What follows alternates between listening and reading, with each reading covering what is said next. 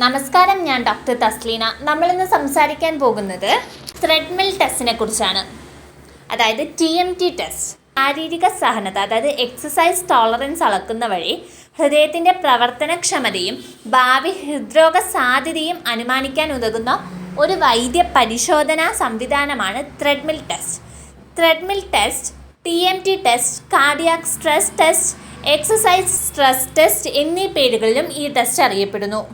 പുകവലിശീലം, അമിത cholesterol തുടങ്ങിയ ഹൃദ്രോഗജന്യ ഘടകങ്ങൾ ഉള്ള വ്യക്തികളിൽ യാതൊരു രോഗലക്ഷണങ്ങളും ഇല്ലാതെ തന്നെ ടെസ്റ്റിന് വിധേയമാക്കാൻ വിദഗ്ധർ നിർദ്ദേശിച്ചിരിക്കുന്നു. 40 വയസ്സിന് മുകളിലുള്ള ഏവരും ചെയ്തിരിക്കേണ്ട വൈദ്യപരിശോധനയായി മെഡിക്കൽ ചെക്കപ്പുകളിൽ സ്ട്രെസ് ടെസ്റ്റ് ശുപാർശ ചെയ്യപ്പെട്ടിട്ടുണ്ട്.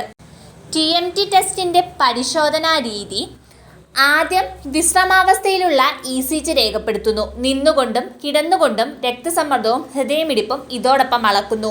അതിനുശേഷം ശരീരത്തെ ആയാസപ്പെടുത്തിക്കൊണ്ടുള്ള വ്യായാമം ആരംഭിക്കുന്നു. വ്യായാമം ചെയ്യുന്ന വേളയിൽ നെഞ്ചിൽ ഘടിപ്പിച്ചിരിക്കുന്ന വിവിധ ഇലക്ട്രോഡുകൾ വഴി ECG തുടർച്ചയായി രേഖപ്പെടുത്തിക്കൊണ്ടിരിക്കുന്നതായിരിക്കും. ത്രെഡ്മിൽ എന്ന വ്യായാമോപകരണത്തിൽ വിവിധ വേഗതകളിൽ നടക്കുക വഴിയാണ് ആയാസ നിലവാരം ഉയർത്തുന്നത്. അതോടൊപ്പം ഉപകരണത്തിൻ്റെ ചെരിവും മാറ്റാവുന്നതാണ്. ഇപ്രകാരം ഏകദേശം 10 മിനിറ്റ് ശാരീരിക വ്യായാമം നൽകിക്കൊണ്ട് സഹനത നിർണ്ണയിക്കുക എന്നതാണ് പരിശോധനാ ഉദ്ദേശം. പരിശോധന ആരംഭത്തിൽ തന്നെ കിതപ്പോ നെഞ്ചുവേദനയോ അനുഭവപ്പെടുന്നുണ്ടെങ്കിൽ പരിശോധന ഉടൻ നിർത്തുന്നതായിരിക്കും. ഇത് രോഗസാന്നിധ്യത്തിനുള്ള സൂചനയുമാകാം.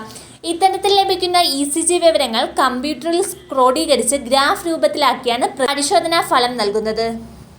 TMT ടെസ്റ്റിൻ്റെ പൊതുവായ ചില ഉപയോഗങ്ങൾ എന്തൊക്കെയാണെന്ന് നോക്കാം.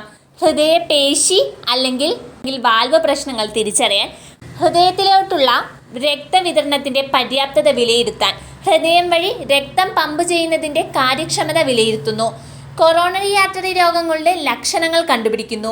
ഒരു പുതിയ വ്യായാമ ദിനചര്യ ആരംഭിക്കുന്നതിന് മുമ്പ് രോഗിയുടെ ആരോഗ്യനില നിർണ്ണയിക്കാൻ സഹായിക്കുന്നതിന് രോഗികൾക്ക് TMT ടെസ്റ്റും ശുപാർശ ചെയ്തേക്കാം. അവർക്ക് വ്യായാമത്തിൻ്റെ തോത് സുരക്ഷിതമായി കൈകാര്യം ചെയ്യാൻ കഴിയുമോ എന്ന് വിലയിരുത്താൻ കൂടി ഇത് സഹായിക്കുന്നു.